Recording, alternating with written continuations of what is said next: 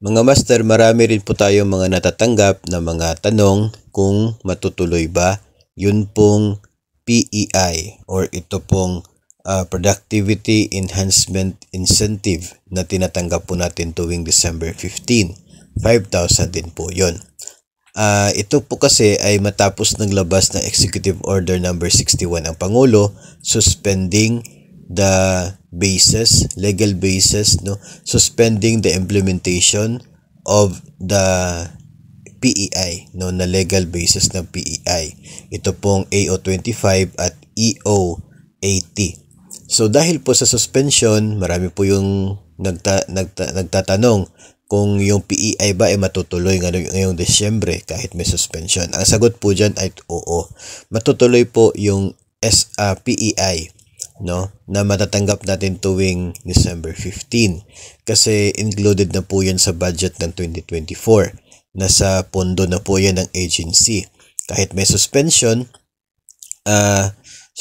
po ng Pangulo, hindi po apektado yung release ng PEI. So ngayong taon, tuloy po mayroon tayong PEI na makukuha. Pero pagdating po ng taong 2025, wala na po tayo dapat asahan na PEI kasi yung budget for PEI ay isasali na sa National Expenditure Program. So hindi na po, no, kasi yung suspension ng na inisyu under EO61 effective na siya doon sa implementation ng PEI. So wala na pong budget for PEI sa 2025. Depende na po kung ano yung magiging bago na performance management system ng gobyerno at kung ano po yung magiging benefit na nandoon po na nakapaloob. So yun na po yung hintayin natin, no?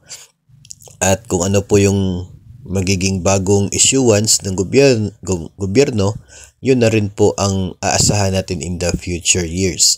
Pero so far sa ngayon, si PEI, magiging huling PEI na po itong 2024.